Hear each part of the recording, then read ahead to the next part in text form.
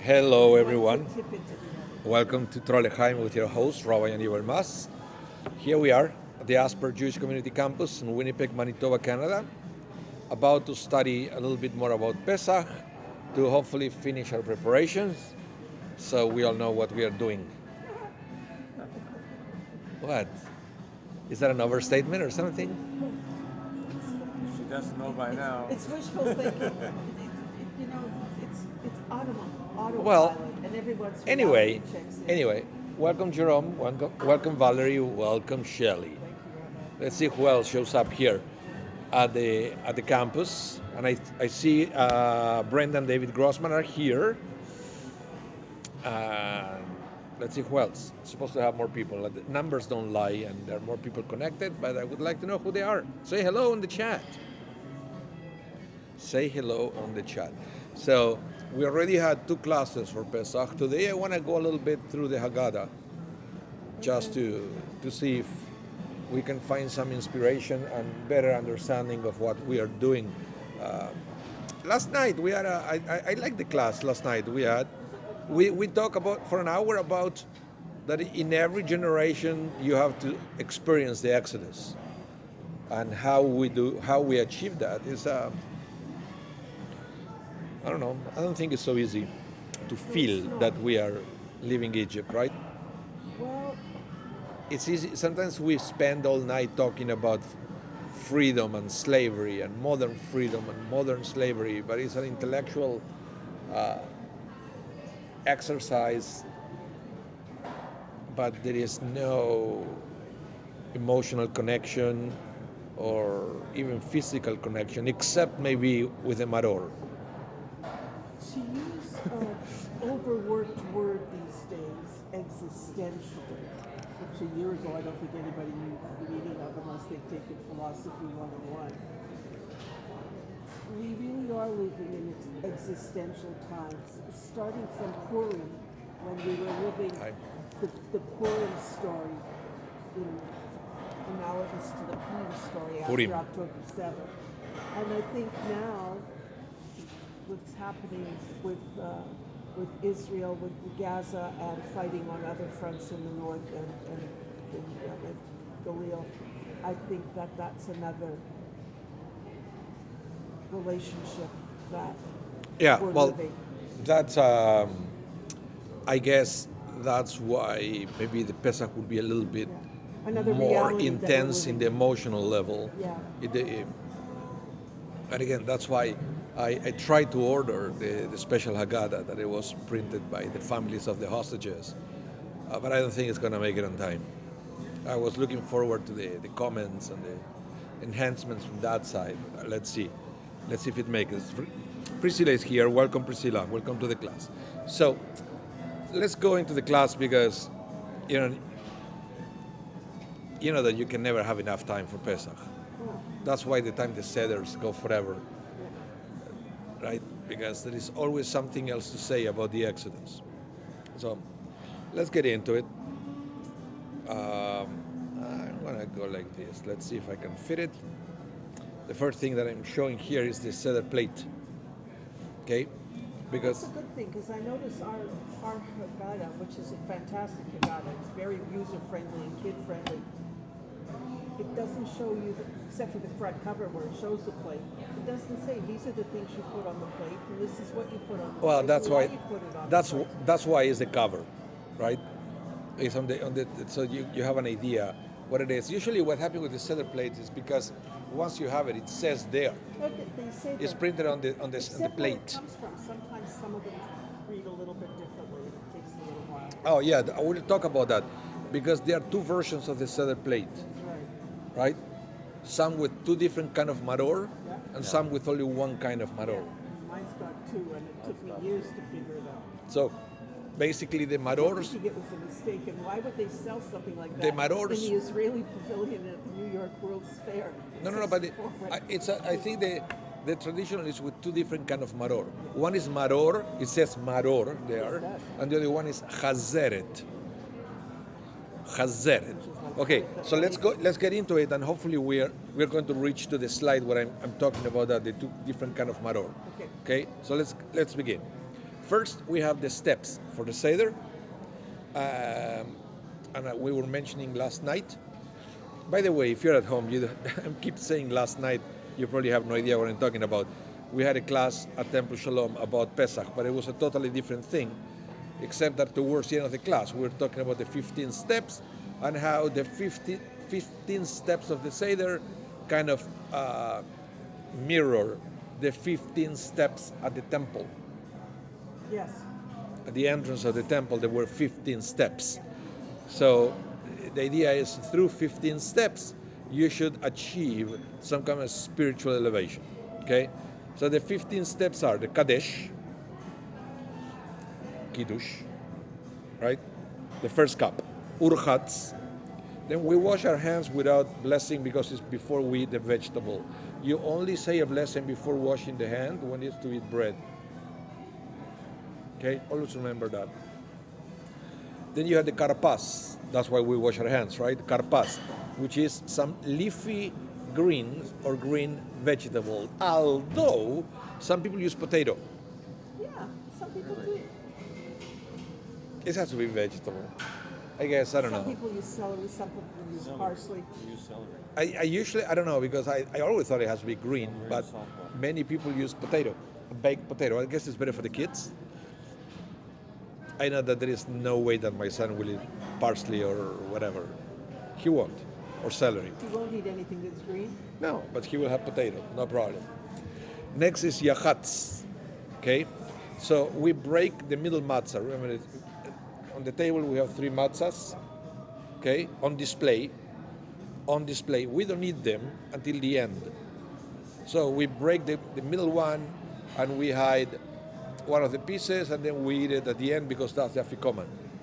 And the whole idea of the afikoman is to put it aside. I mean, everybody has a theory of why we have the afikoman. I will tell you the real reason. The real reason. The real We reason. came here for the real shoe part. Well, it has to do with that. It has to do with you have to, just in case, save a little bit of matzah so you can finish the Seder with matzah. What if you eat it all? It's true. Has it ever happened to you on a Shabbat dinner that, Oh yeah. after 30 absolutely. minutes into the dinner there is no more challah, For sure.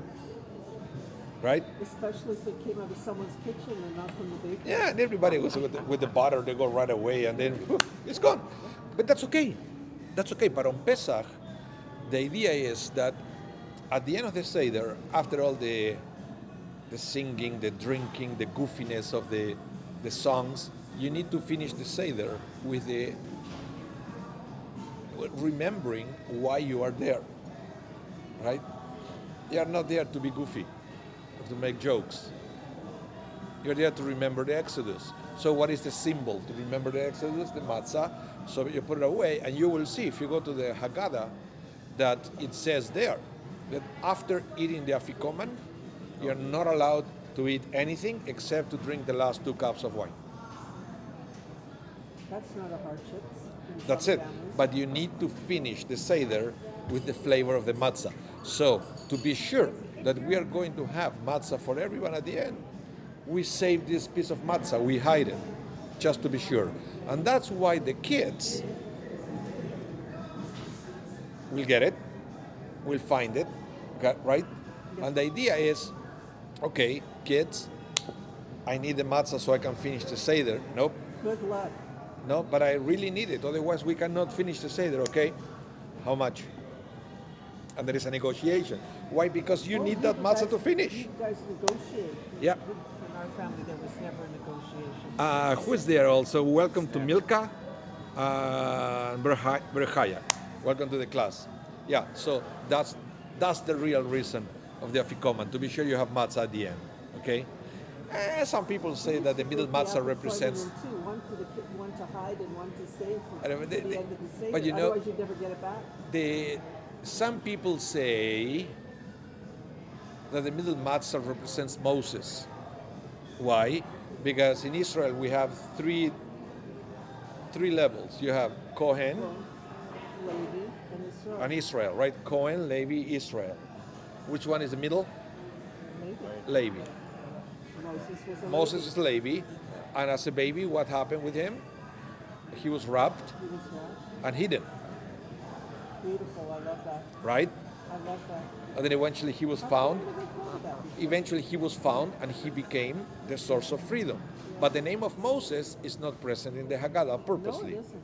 Purposely, right? I love that. So some people say that the Hafikoman also represents Moses.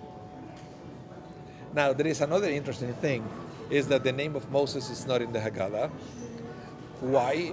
Because we want to enhance God's role in the In Exodus, taking us out of which is exactly the opposite of the book of Esther.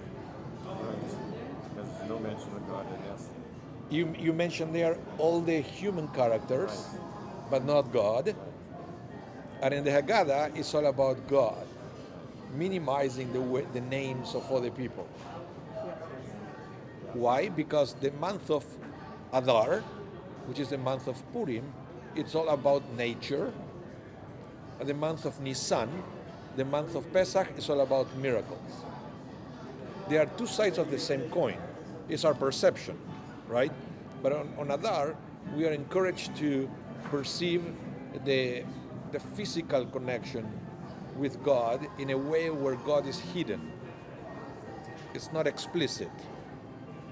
The story of Pesach is all the opposite. It's all about big miracles. If you read the book of Esther, yeah, there was a miracle, but it's kind of a miracle But there's so much else going on. because there was no miraculous strike from heaven or plagues. They have to go and fight against the Persians, right? Against the anti-Semites that Ahasuerus allowed to go chase the Jews. But in Pesach, everything is miraculous. So the rabbis decided the name of Moses is not part of the Haggadah, but how can we leave Moses out of the Seder? Not really. The Hafikoman represents Moses, but it's hidden. In the same way, Hidden in the bushes, just the way he was hidden. in the same way that in the book of Esther, God was hidden. Two sides. Just think about that. Let's continue. Then we have, immediately after we hide the Afikoman, we have the Magid. That is the longest part of the Seder. Sure Is when we start retelling the story. That is the longest part of the Seder, and that is usually the part that most people will take the liberty to trim. The Magid. Yeah. The Magid. Okay? Sort of somewhere after the Makkas, people start trimming. So then towards the end of the Magid, towards the end, we have the Rachza. What is Rachza? It's when we wash our hands with the blessing. Immediately after we have the Motzi and the Matzah, because remember that the Matzah receives two blessings. One is the Hamotzi, and every time I say two, there are balloons going here. It's a thing of the Mac computers. So we have two blessings. The regular Hamotzi, because it's bread, and the Al-Achilat Matzah, which is a special blessing for the Matzah. So that's why we have Motzi and Matzah. Then we eat the Maror. Then we do the Korech, which is the sandwich. Okay? And then we go into the dinner. It's called Shulchan Orech. Yep. And it is also, that could go forever. And then we come back after the dinner. I say, okay, kids, this is the time for you to look for the Afikoman. And then there is some kind of ransoming of the Afikoman. So you have to plan in advance if you're going to have kids. I know, I've seen it here. A Winnipeg tradition is to give them money. You don't handle money. It's a festival. Don't do that. Think in advance and go buy a gift. It's not that. Go to Toys R Us. Go to Walmart and get something. Don't give them money. And I know the idea is you give them money because, it's almost like they caught you by surprise.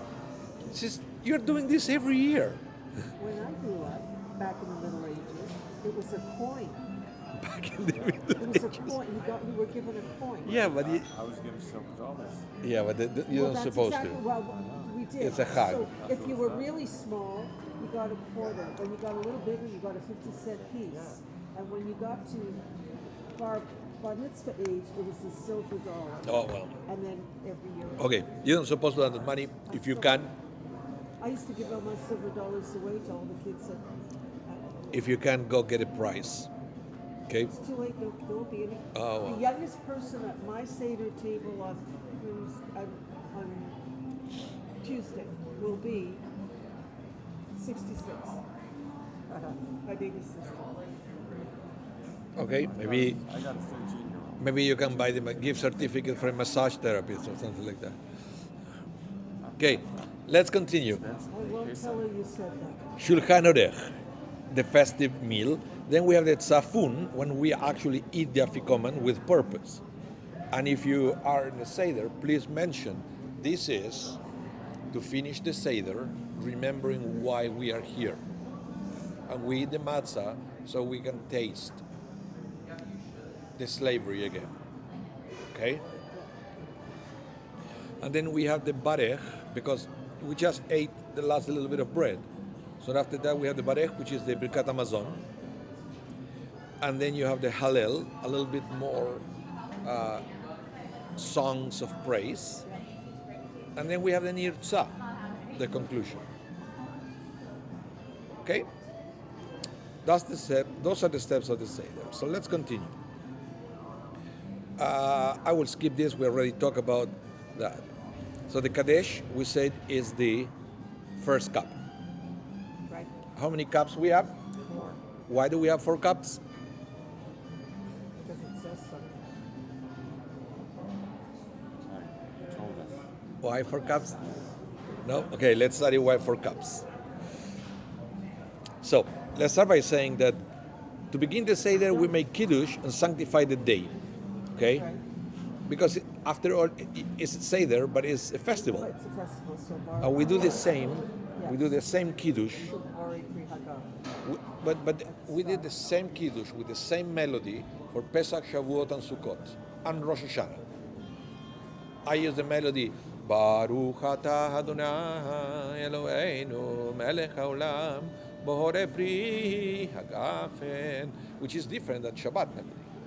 Shabbat Baruch Atah Adonai Eloheinu Melech Haolam Bohore Pri Hagafen is different. Okay, this is a Yontif melody. Let's continue. The word Kiddush means special. Yes, it does. This is something that at a bar mitzvah that is coming up is going to talk about this for his speech. We're talking about the concept of Kedusha, of holiness, what it means. So nothing to do with magical, spiritual, or anything. Kadosh means special and separated. Usually in the context of special, separated, elevated. Right? Shabbat is Kadosh. Why? It's separated from the other 6 days. And it's elevated. Right? It's all of those things. But at the same time, back in the times of the temple and paganism and things, there used to be certain people that they were, and this is funny, they were what we call holy prostitutes, that they were part of the ritual. Okay? You mean we have Vestal No, we didn't have it in the too? temple, but it was common in the land of Israel and the Middle East. You know how they were called? Kadesha. Blessings. No. Kadesh, because they were separated. They were special for a, right? So it's very interesting. So the word kadosh could be used in many different occasions and situations. I find this absolutely fascinating. So, but right now, when we say kadosh, usually, because that figure of the Kadesha doesn't exist anymore, we always understand special, separated, elevated. That's why a marriage is a kiddushin, Yes. right? Yes. The couple now is separated. Are separated And from they- everybody else. Yes. and they're special. They belong to each other. So, and also, let's continue. So the word kiddush means special, and the first step to personal freedom is to recognize that each of us is special. We have a distinct combination of talents, skills, and experiences that qualifies you to make a contribution to the world. Slavery is a life with no accomplishments, no achievement, no meaning. That's what, and that's why So they it's struggle just so much. So it's just existence. Yeah, they basically, the whole idea of slavery is to oppress, Dehumanize. is to oppress you until you feel that you're worthless, and then all you have to do is to do what they ask you to do, To survive. right? And then that can mess you up. That's why the Israelites wanted to go back to Egypt all the time. That's how bad it can mess you up psychologically. And that's why we kind of understand the struggle of the slaves. And yeah, they failed, right? But how much can you blame them for failing with the golden calf? They failed when they sent the 12 spies to the promised land. They had nothing to relate to. But they would damage from their goods. Well, that's exactly right. From their previous life. They were They couldn't messed relate up. to Slave mentality. Look at that, how many people, and I prison mentality. you know, I do multiple funerals, and I talk to families, and they tell me stories, and they tell me about the sometimes parents, grandparents, great-grandparents, when they came from Europe, they escaped oppression, and they were messed up people. They all were. And yet you'd sit and listen. I would sit and listen to, them talk, because everybody I grew up with, they were immigrants. They had all arrived, And you'd hear in their hymns to them better. At home it was better. They were struggling. They were being murdered for being Jews. Well, but They were I being can't truly travailed. I can't blame them, because all the suffering, it leaves a mark, and they struggle to overcome. Yeah. Some did better than others, right? Yeah. But I it's think what they were talking about is the bittersweetness of remembering family and the love and closeness of family, whatever that was, wherever they came from. okay. That's the only thing I can think about. And- Let's and continue. the fear of not having a control over themselves. That was a whole other story. Okay, so on Passover, we begin our journey toward personal freedom by asking, what is humanity's biggest need? What can I contribute most profoundly to nurture and protect the world? What am I going to do about it? But if you don't feel special, you can never do that. You can never ask those questions.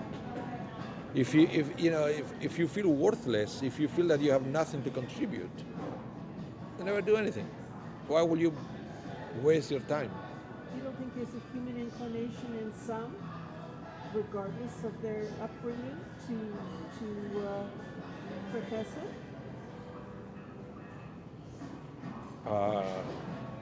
Yes, but that's why we need stuff like the Seder to remind ourselves that it's still there.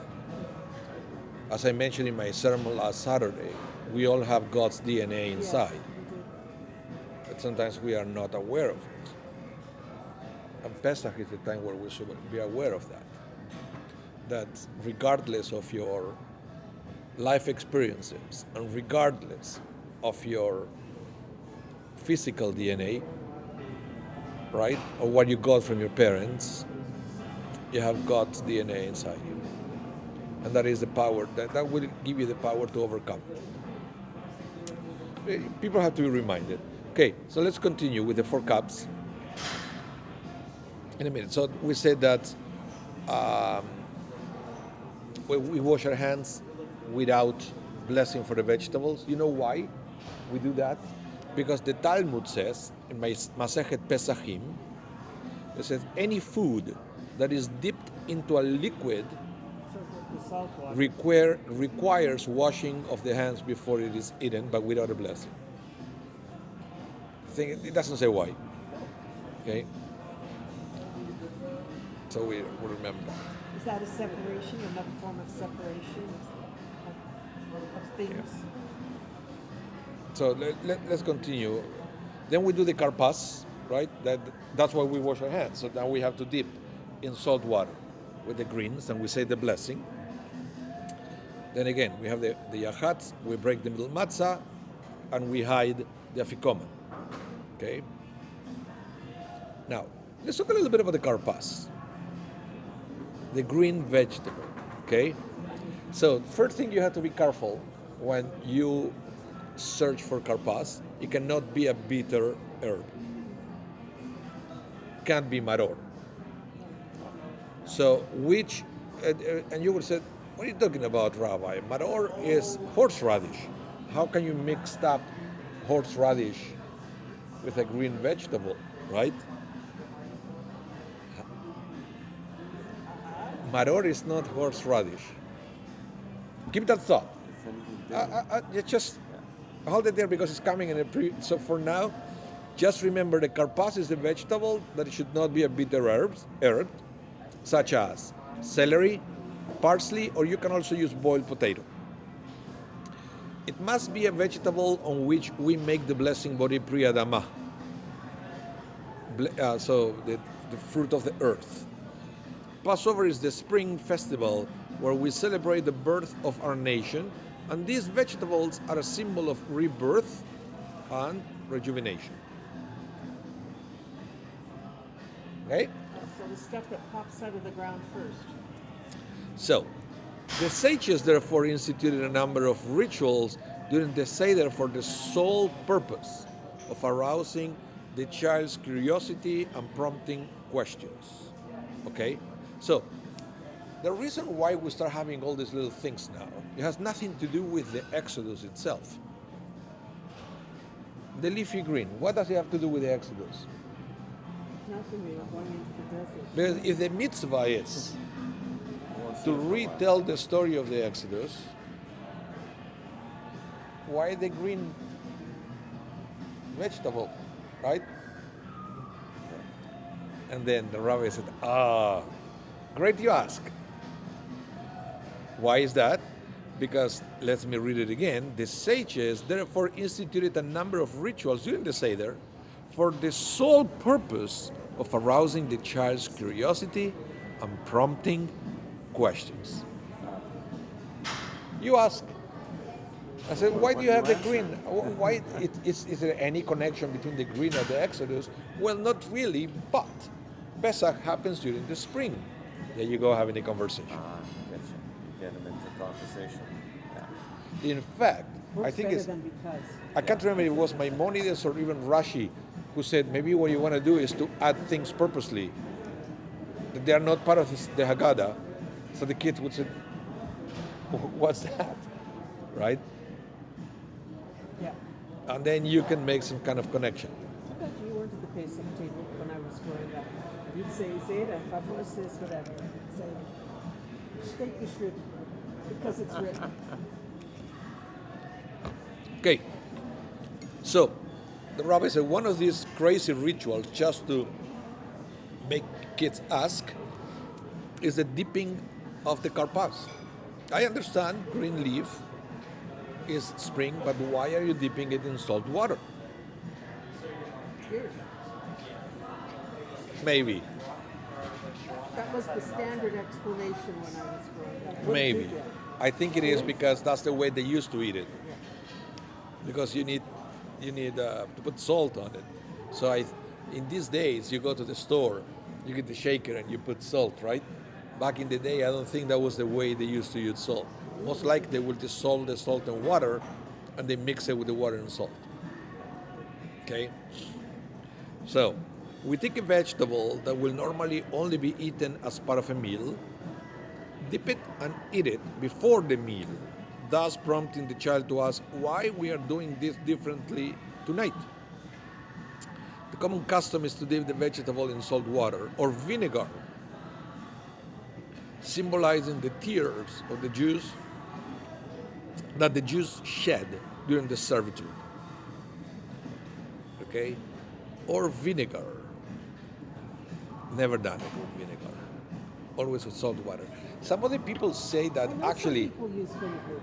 My nephew uses vinegar. Yeah, but some people say actually that the only reason why we do the karpas here is it's an appetizer. It's a dinner. oh yeah, you can just And go it to has- town on the matzah and And lard. they said it has nothing to do with the spring. Bring on the soup and that's it. Let's go home. But it said originally it has nothing to do with the spring, nothing to do with the tears. It was an appetizer. It's a dinner coming up. And then what happened is once you eat the bread, once you say the motzi, then you can't say blessing for other foods after that. So basically, you're eating it before the motzi so you can say an extra blessing. Ah, Who knows? But it has nothing to do with the Exodus itself. But it's good if the kids ask. they were a bunch That's of great. coyotes, That's weren't great. they? So the yachats, let's go again. We break the matzah. Before we begin to tell the story of the Exodus, we take the middle of the three matzahs that they are stuck under the seder plate and split it into two parts. We return the smaller half to its place between the other two matzot, and we place the larger half in a bag or wrap it in a cloth, and then set it aside. The matzah that is set aside is called the afikoman, and it is eaten for dessert. That's what afikoman means. Afikoman means dessert after the seder meal. The simple reason that we put the afikoman aside or hide it is because we will eat this matzah only near the very end of the seder, and we don't want to get it mixed up with the other matzahs at the table. Okay? And remember that many people, especially in these days, I do it, they will have matzah shmura for the plate, I do. I get it. and then regular square matzah for the dinner. Yeah. And then you want to save some shmura matzah for the end. I like shmura matzah. I do. Okay, let's continue. Then we have the Magid. The Magid start with the song Alachma. Alachma, Alachma. When I sit at my nephew's table, every single one of my nieces and nephews on that side, out of that household, and there's 7 of them, and they're all very close, and they come in from far away. Hi Randy, Sit welcome to the together. class. They all went to JW, so they all know the same melodies. They all sing the same. So I've learned the melodies. I didn't grow up with them, but I've learned those melodies The from Alachma? sitting at their table. Yeah, well, the Alachma is interesting because you lift the matzahs. Some people, they even open the door, so whoever is hungry, come and eat. We open the door twice, one for the Alachma. And the other one for Eliyahu. Yeah. So for that, you have to tell the joke that I always tell. You know the knock knock joke? Okay, play with me. Remind me again. Play with me, okay, play with me. Knock knock. Eliah. Eliyahu Hanavi. So you can do that for your Seder. People are going to laugh, and you're going to be a hero. Okay? I love your groaners, Rabbi. Hey, I made up that one. That was, I love your groaners. somebody said, is that Rashi? No, Roshi. Okay, halachma. That's the way we begin the retelling of the Exodus. We're saying this is the bread of the affliction. Now, funny thing is, the text says this is the bread of affliction that our fathers used to eat in Egypt. And I said, hold on a minute. Wait a minute, in Egypt. I was told at school that the matzah is what they ate after they left Egypt. Are you telling me now that the matzah is what they ate in Egypt when they were slaves?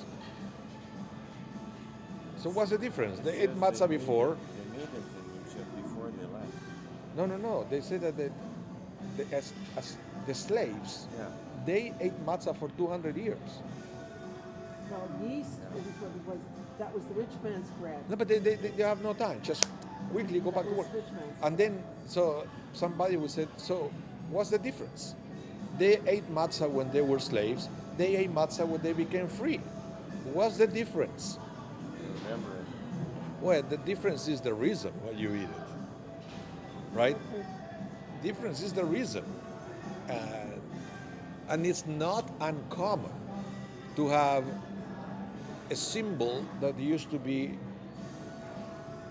in It used to be something negative, And negative becomes a positive. becoming something positive. The most famous one, let me say it, is the cross in Christianity. Yeah. Yeah. A symbol of torture and murder Yeah. became a It's symbol now of hope hope and faith. salvation, right? For them. And this is not much different, how the symbol of slavery became the symbol of freedom. Yeah. It's not uncommon for something like that to Okay. happen.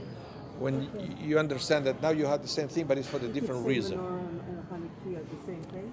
Sort of? Yes. Josue Rivera is joining. Welcome, Josue. Okay, so let's continue with this. Okay, so let's talk a little bit about the Maggid. The sages tell us that the ability given to humanity is the power of speech. That is what makes us different. We can talk to each other, sometimes too much. Speech is the tool of building and construction. After all, God used it to create the world. And God said, let it be light.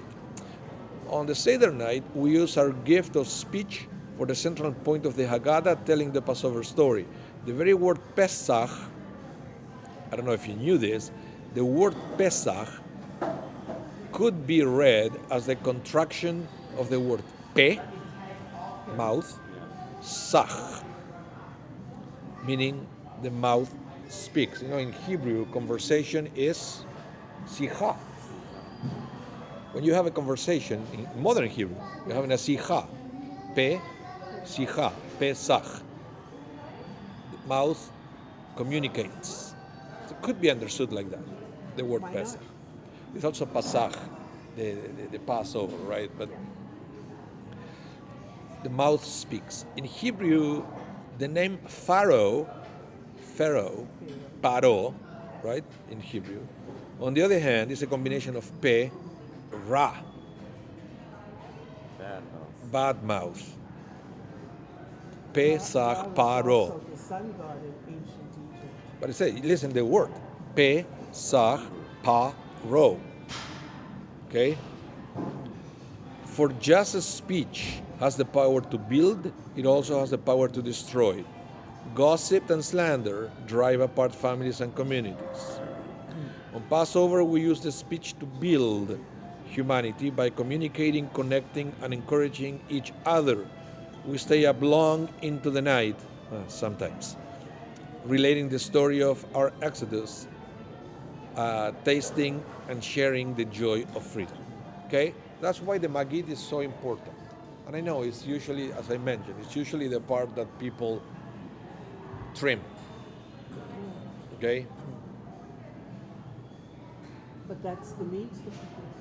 Better than nothing. Everything else is the four spice or the dessert, and this is the meat.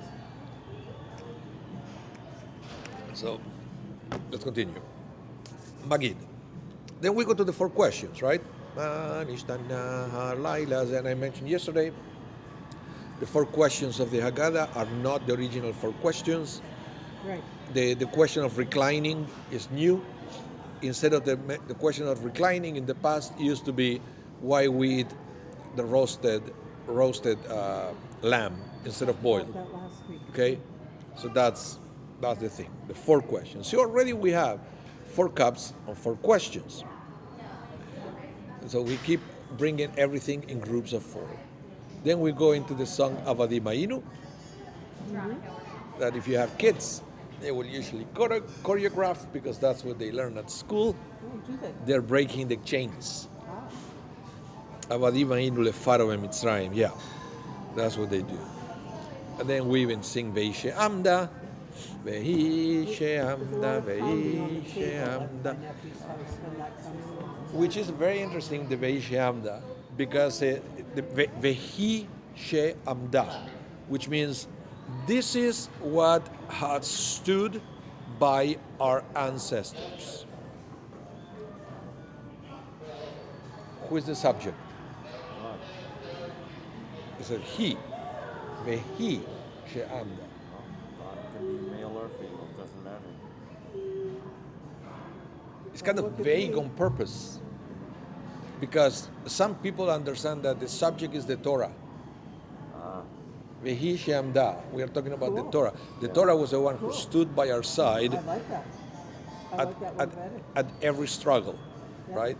But yes, some people understand it as God. Or sometimes it's the Shekhinah, right, that accompanied us during exile. Vehishem, that's what is the female. It's talking about the Shekhinah, but it could be both, the Torah and the Shekhinah. Okay? I like that. And then it says, that's why this, I bet that this year, this is going to become one of the most meaningful songs of the Seder, because it's the one that said that in every generation, somebody is trying to destroy us. And then at the end, it's very specific. There is no doubt, because it says, Ve'akadosh Baruch Hu Matzileinu mi Yadam, which means the Holy One is saving us from their hands. So, very meaningful this year. We are praying for salvation and the release of the hostages and the return of peace. So, this is the one.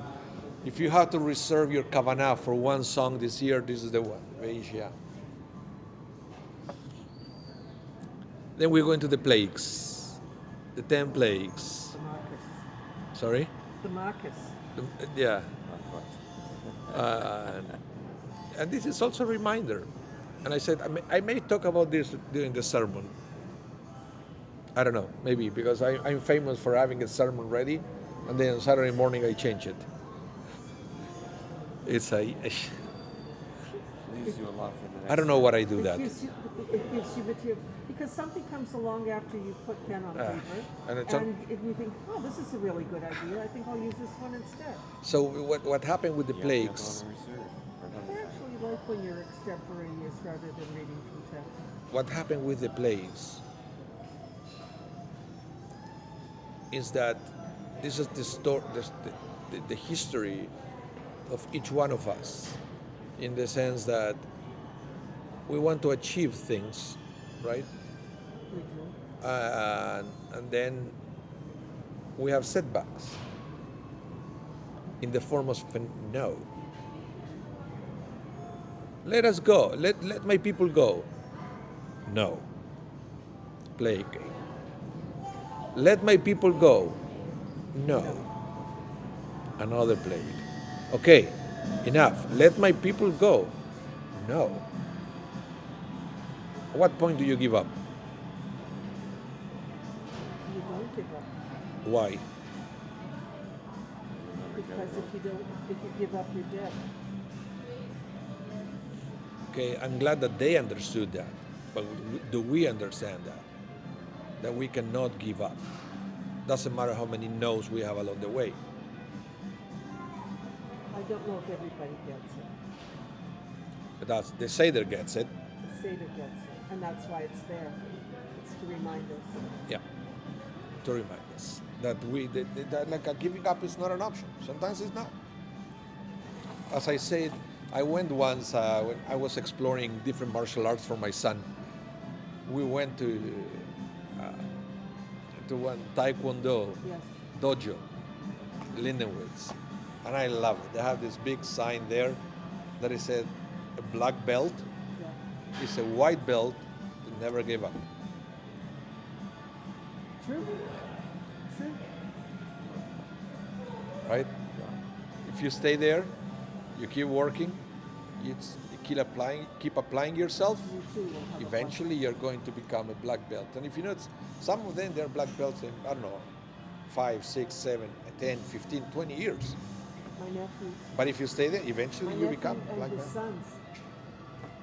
He started, and then the boys started when they were young, and it just became a family thing. And then you see that some people become black belts faster than others. And some people get discouraged, right? Why I get a no? He gets a yes. I'm out, right? And some people quit, and they never Lots of achieved it. people quit.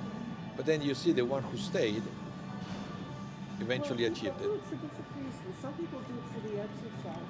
I can tell you that with my nephew, it was partly the exercise for sure, but it was the discipline and the structure. Yeah. We ended up sending him somewhere else, but That's a school principal and he's a school principal. We didn't like, I mean, nothing wrong with that. We didn't like I don't think Taekwondo is a great thing for self-defense. I don't think It's that a that beautiful was their sport. object. I don't think that was their. And since it became an Olympic sport, they totally gave up on the self-defense teaching, and it's all about scoring points. And some of the movements are ridiculous, but it's just you score a point. Wrestling when it became an Olympic sport. No, but it's wrestling is still. Whew. I'm a big fan in the sense that it's one of the best things. I mean, we're talking about Olympic wrestling, not pro Olympic wrestling. No. That I'm not talking about the shows. because Showtime. it's what is called grappling, right? The Yes. grappling styles of fight, to me, in general, are more effective than the striking ones. Because if you see kids fighting, they always end in the floor. And then whoever has better floor training is the one who is going to win that fight. So then you have stuff like jiu-jitsu, judo, or wrestling that in that situation are way better than having taekwondo, karate, and even kickboxing. Anyway, I don't understand. let's continue. The plagues. Then we go into Dayenu. Another beautiful thing, Dayenu. Yes. It's enough. And this is another thing that many people can never say. Dayenu. Some people, they can't be content with what they have today. Sadly, I think you're right. They cry for what they don't have instead of celebrating what they do have. And you see all these lists for the Dayenu, it goes in chronological order, right? So eventually you see that they achieve all those things. It's not that they are content with getting the Torah but not entering into the promised land. What it just says is, I have the Torah, but I'm not there yet. I'm happy today. I mean, You have to learn to say it. If you cannot say it along the way, it's very difficult, because I haven't met anybody who got everything they wanted in life. There is always something that you don't have. Always. that's true. So, and then $1 we, bajillion, it still wouldn't be enough. It wouldn't buy you happiness. then in the Seder, we talk about Pesach, Matzah, and Maror, right?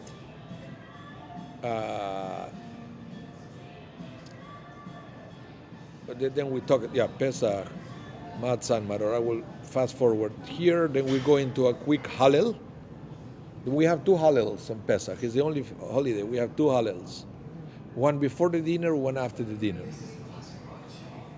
And then we go into the second cup of wine. Okay? Then we do the rachsa, we wash our hands. We have the motzi and matzah, right? The two blessings. And then we eat the maror.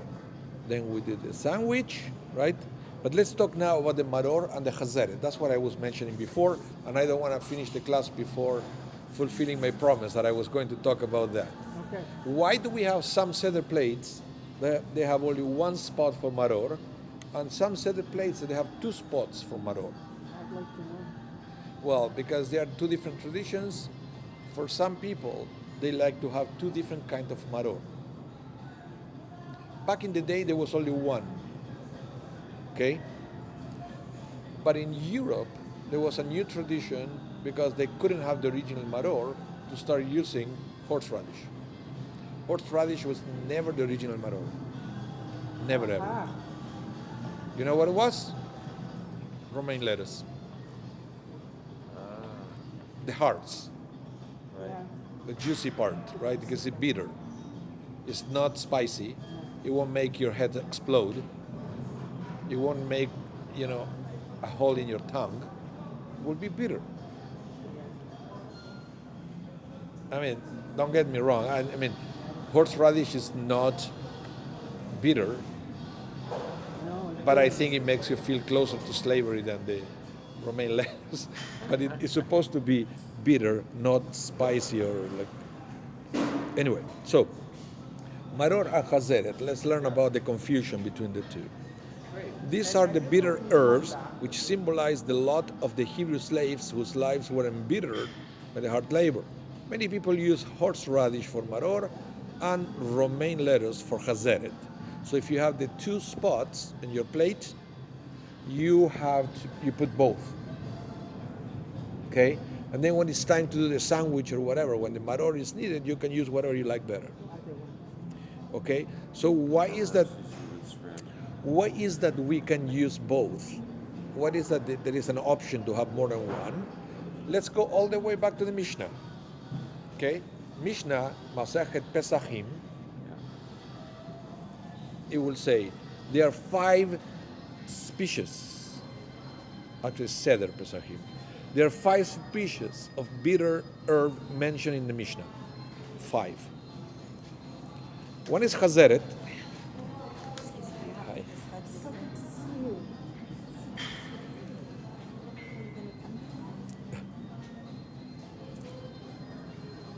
So, 5 species. Okay? Hazeret, which is lettuce. Ulshin, endives. Oh. Tamcha, chevril. Chevril. It's an herb. It's an herb. Harachavina, creeper of the palm tree. Oh. We'd never get that. And the maror itself, Yeah. which is a relative of the dandelion. Oh, so if you had dandelions in your yard, you could use the dandelion greens. Well, that was in the time of the Mishnah. You could Okay? use the Now, the dandelion funny greens. thing is the word maror you have to be careful. I mean, not now, back in the day. They have to be careful because the maror could be the category of the 5 species or just that one, which is called Sonchus oleraceus. It sounds like Harry Potter to me, but that is the thing, and all I notice is a relative of dandelion. Look, I will find it here on my phone, and I will show it to the. Ask Rabbi Google. Let's see what he has to say. It's Rabbi Google, Dr. Google. is Sonchus oleraceus.